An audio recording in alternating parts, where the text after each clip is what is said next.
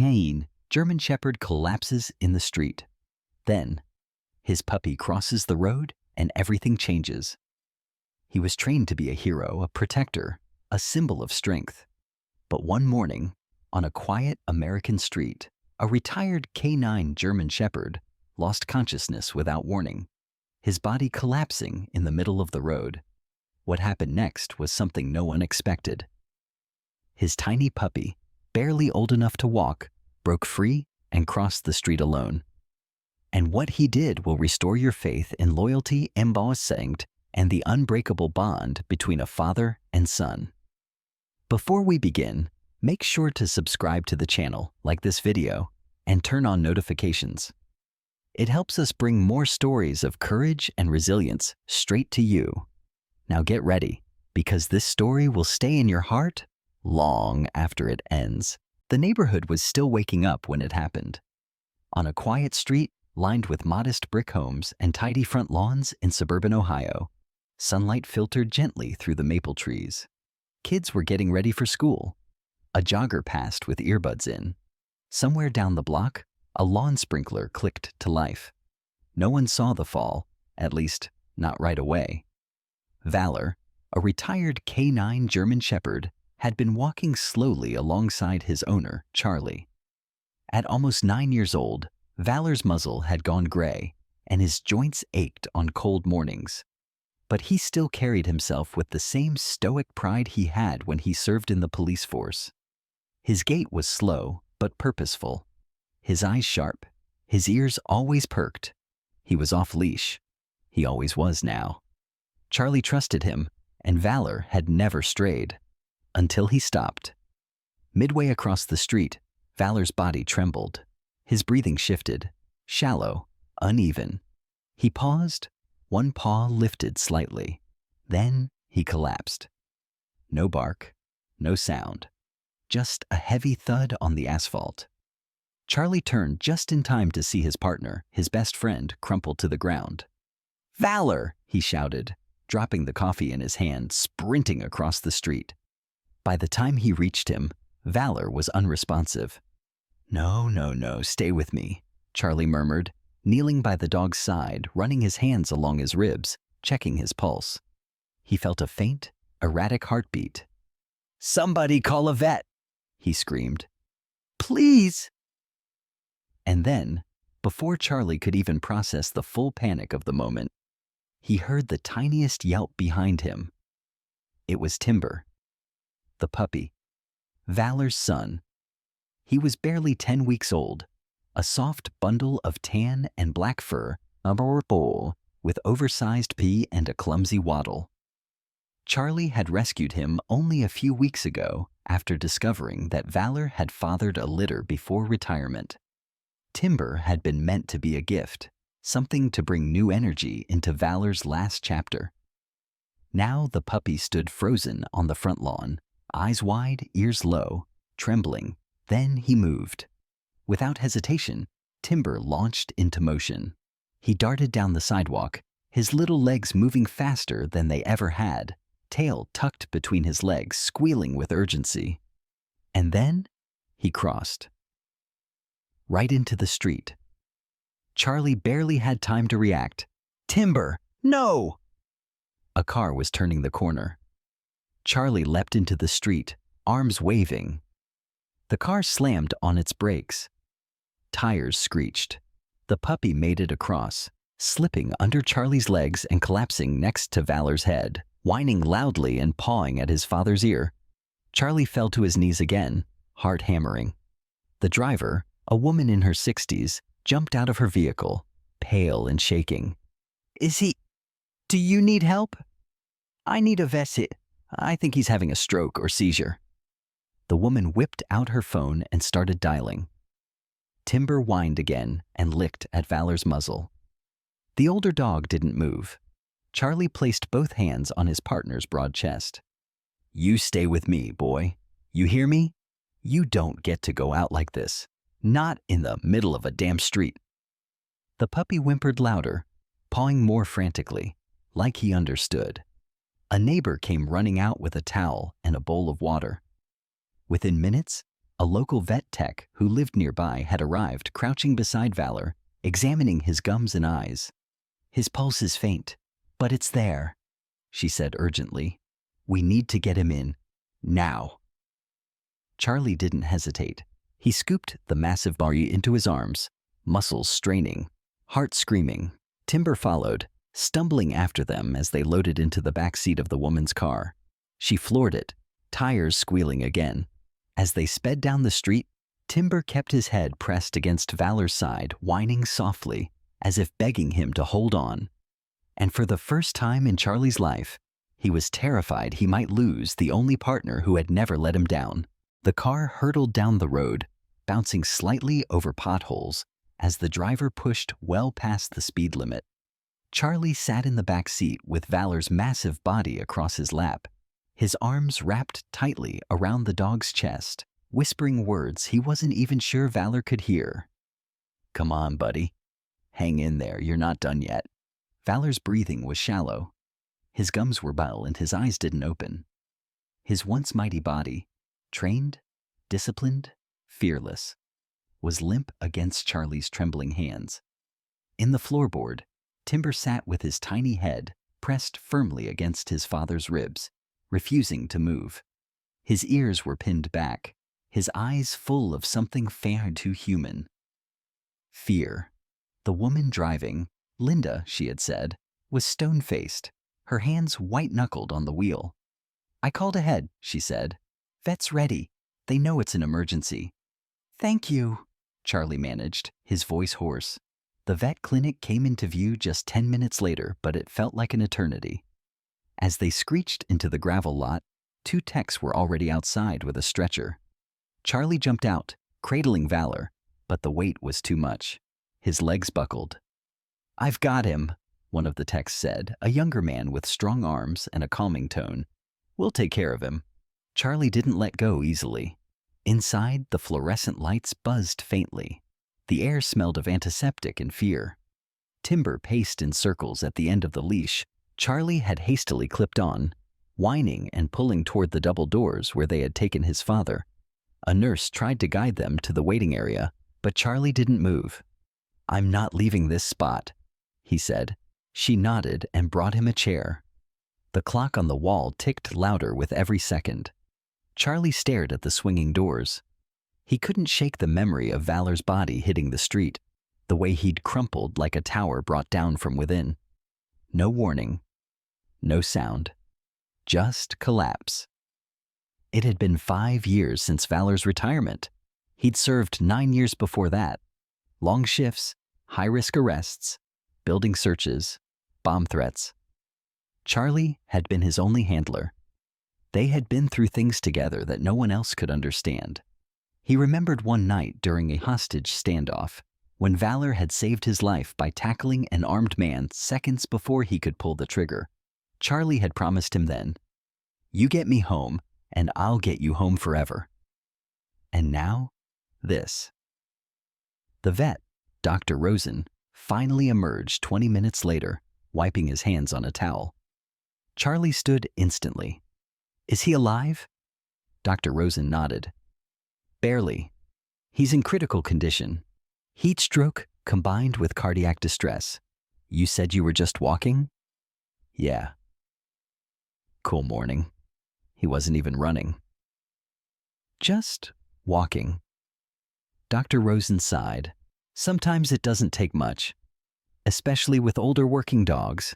They push past their limits without showing pain." Charlie clenched his fists.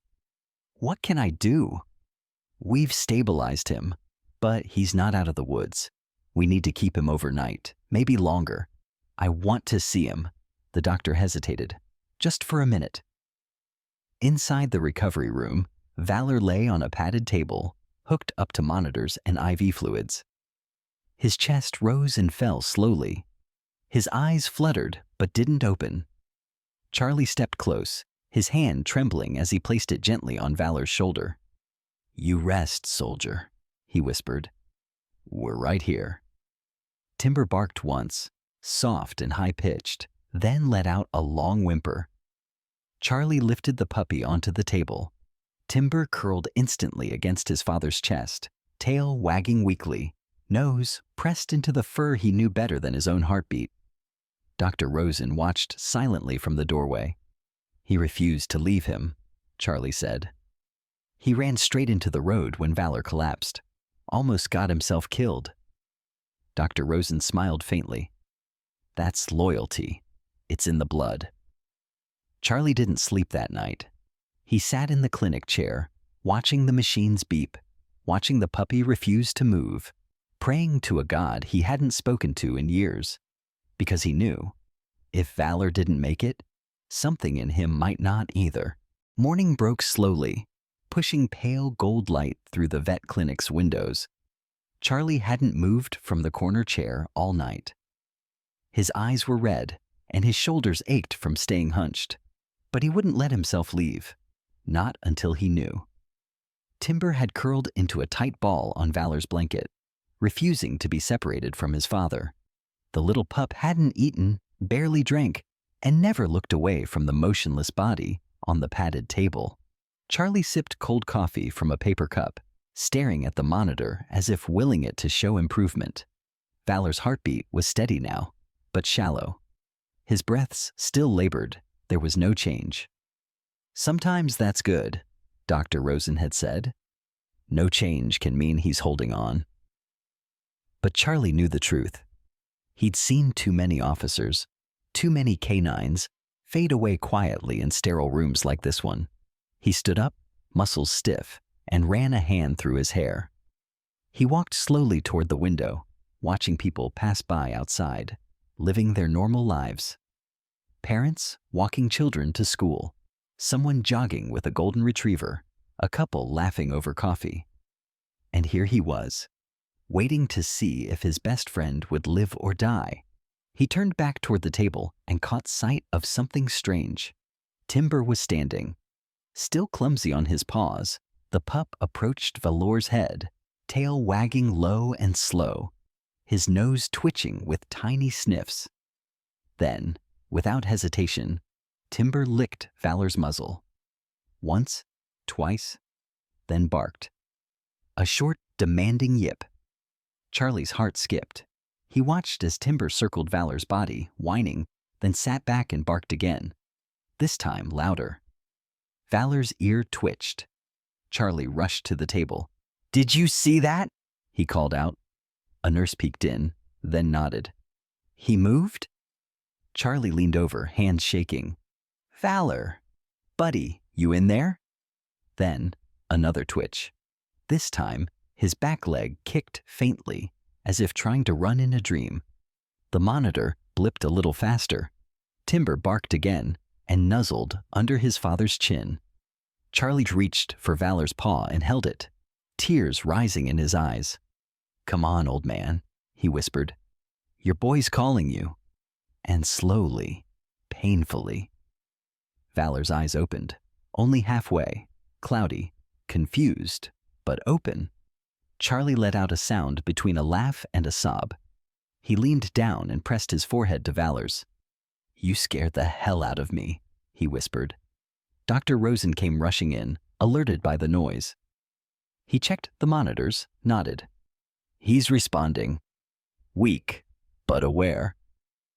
Timber barked again and wagged his tail furiously. It was the first time in 24 hours that Charlie felt like the earth beneath him was solid again. Later that day, Dr. Rosen pulled Charlie aside. "I'm going to be honest," he said. "This recovery is a miracle. Most dogs his age, with that level of cardiac stress, they don't wake up. And if they do, it's not like this." Charlie didn't answer. He just watched Valor sleep peacefully with Timber curled against him. "But," the doctor continued, "you need to understand something. Valor's time as a normal dog is over. No long walks, no stairs, no stress. You'll need to decide how much fight he has left, and how much of it he wants to give."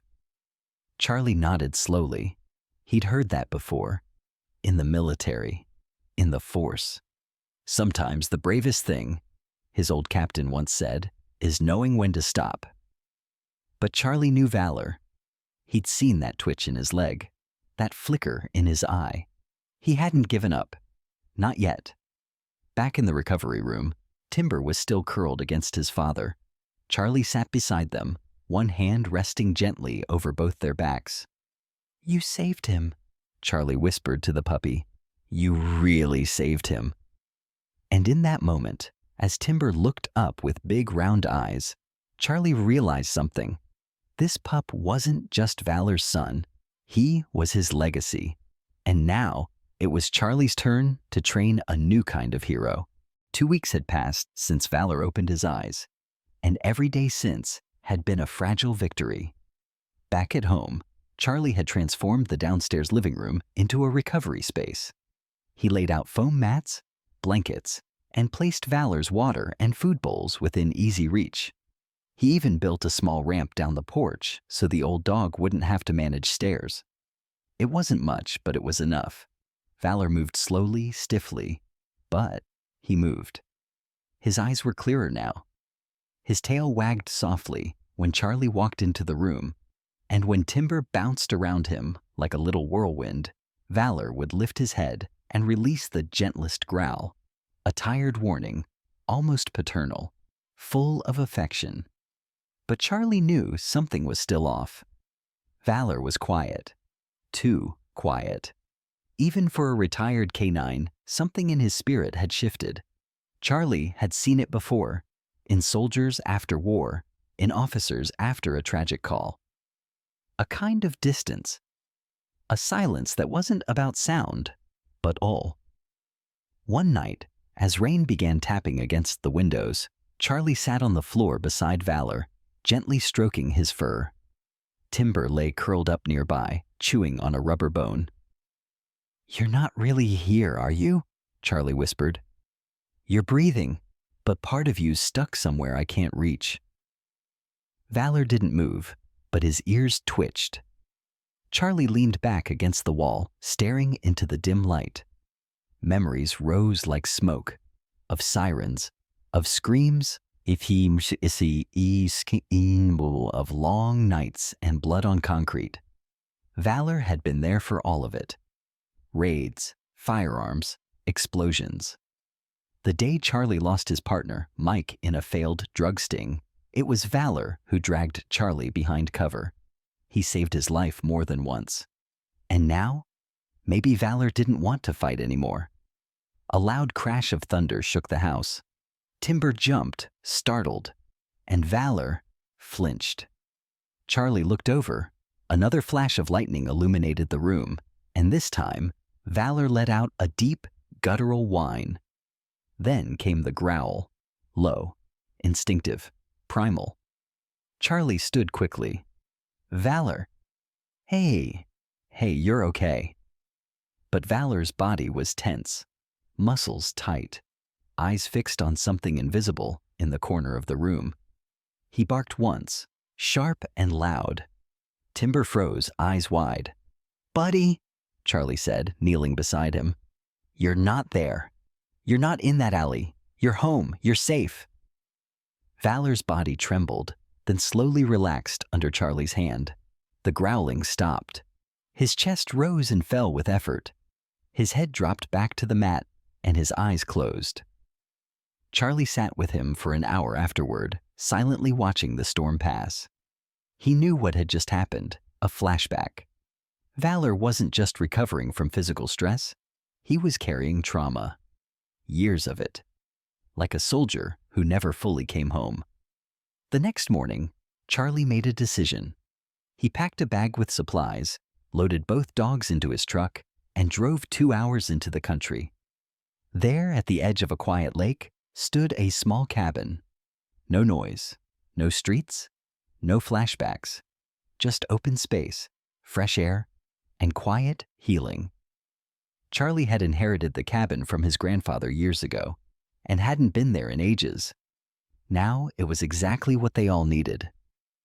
Timber was the first to leap from the truck, tumbling into the grass with pure puppy joy. Charlie helped Valor down gently. The old dog sniffed the air, walked slowly to the lake's edge, and sat. and for the first time in days. His ears perked, Charlie watched from the porch. Maybe this was what healing really looked like, not just survival, but remembering who you are far away from where you were broken. He walked over and sat beside Valor on the grass. "I brought you here once before," Charlie said softly. "You were just a rookie, still learning leash commands. You dragged me into that lake." Valor let out a short huff, almost like a laugh. Charlie smiled. "Maybe this place can help you remember the dog you used to be." And in that stillness, with Timber bounding in the distance and Valor staring into the rippling water, Charlie allowed himself to believe it might actually be possible. The lake brought peace. Mornings were quiet, filled with bird calls, and the soft splashes of Timber chasing frogs at the shoreline. Charlie found his rhythm again, splitting firewood, making coffee on the porch, and watching the sun rise over the water. Valor slept more than he used to, but his posture had changed. He walked with more purpose, tail lifted just slightly, eyes brighter. Timber, in his puppy chaos, became the beating heart of the cabin. He darted through pine needles, wrestled with sticks twice his size, and constantly curled up beside his father for naps that turned into hours of deep rest. Charlie was starting to believe the worst was behind them. Until the letter came. It was late afternoon when he heard the crunch of tires on gravel. The delivery van hadn't been expected. There was no regular mail this far out. Charlie stepped outside, Timber trailing behind him. The driver leaned out. "Delivery for Charles M. Harris?" "That's me." The man handed him an envelope. "It's registered from the department." Charlie's stomach tightened. He hadn't spoken to the police department in nearly 6 months, ever since he handed in Valor's retirement paperwork and walked away from active service. He signed the form, thanked the driver, and went back inside. Valor lifted his head, sensing the shift in Charlie's energy. Charlie sat at the old wooden table and opened the envelope. It was short, 2 pages, typed. He read it once, then again. Then he stood up so fast, the chair fell backward. "No," he said out loud, voice shaking. "This can't be real." The letter wasn't just a department update. It was a request, a desperate one. They were asking for Valor. More specifically, they were requesting Charlie and Valor's help in one final case, a missing child. A 4-year-old girl had vanished 2 days ago, near the outskirts of Cleveland. The terrain was wooded. Search efforts were coming up short. The current K9 units had aged out. The newer dogs weren't trained for rural searches. But Valor was. He always had been. They weren't asking Charlie to come back permanently. Just one time. One day. One mission. Charlie dropped the letter and rubbed his face. He looked at Valor, lying on the mat in front of the fire. Timber was gnawing on a bone beside him. How could he even consider it? Valor had nearly died 2 weeks ago. He was old, tired, still fragile. But when Charlie knelt down and looked him in the eyes, he saw something there that startled him. Alertness, focus, readiness. "Don't look at me like that," Charlie muttered. "You're not going back out there." Valor blinked slowly, then pushed himself up. He walked, stiff but steady, across the room and sat beside the front door, waiting.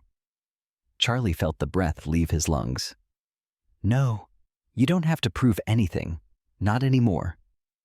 But Valor didn't move.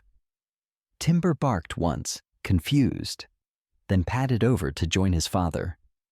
He sat beside him, mimicking the posture perfectly, ears up, tail still.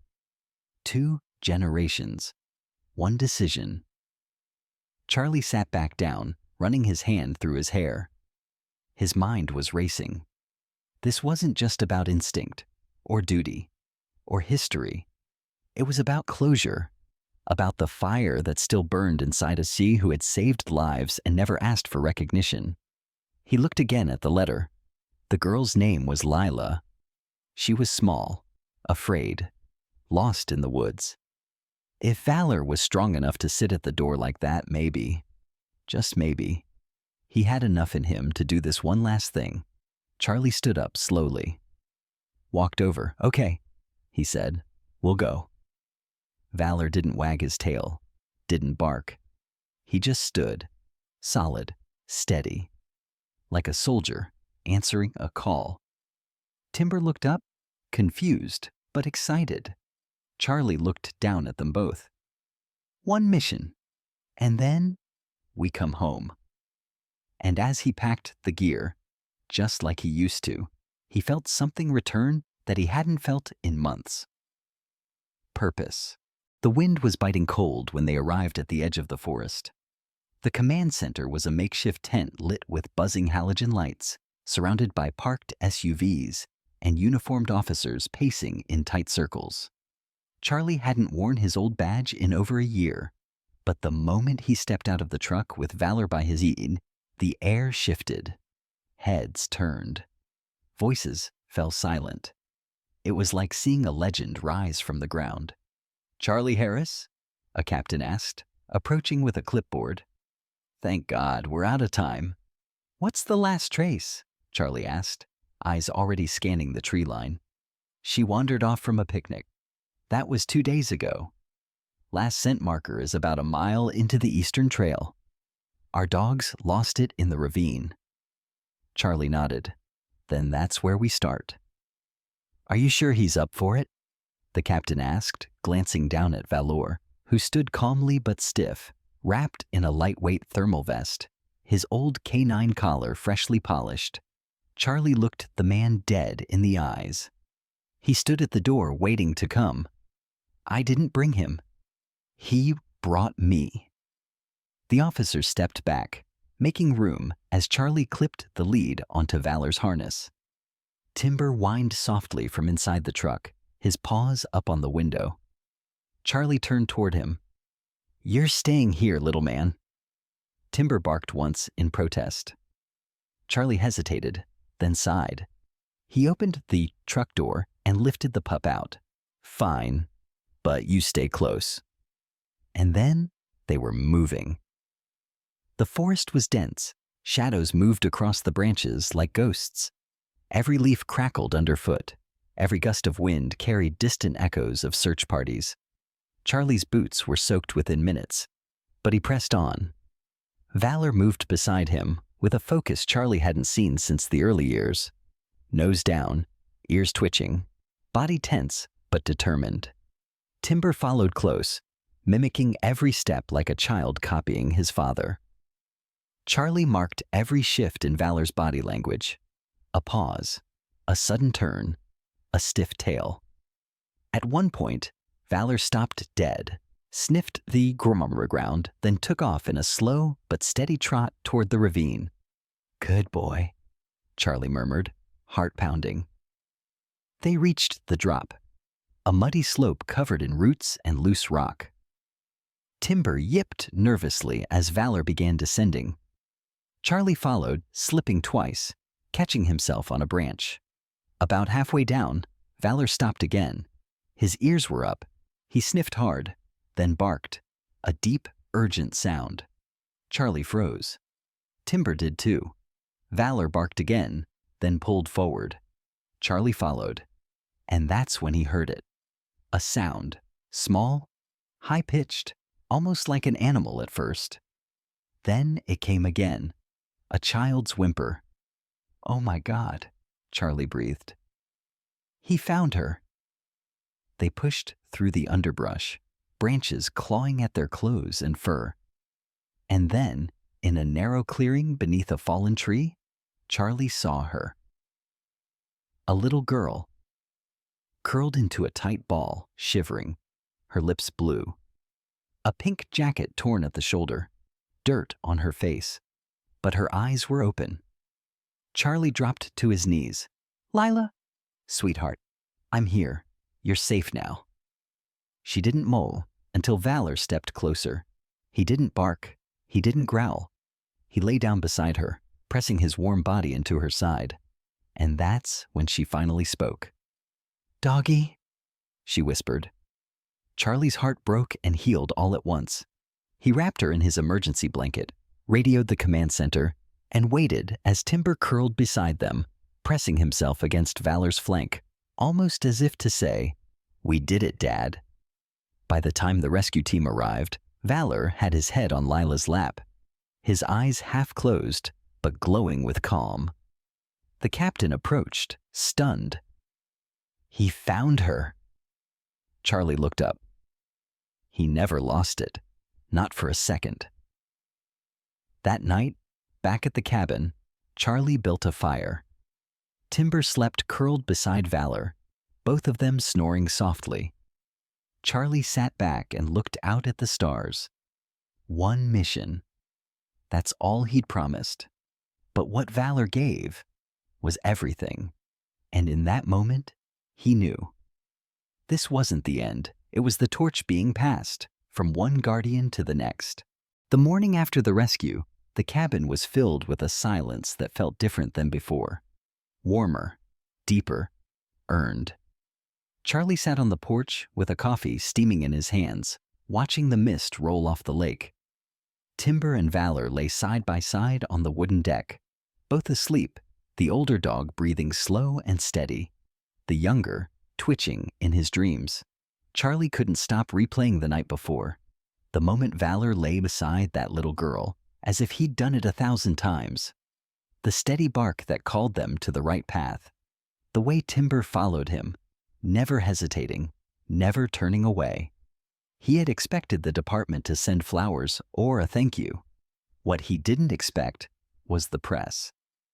Articles were already circulating.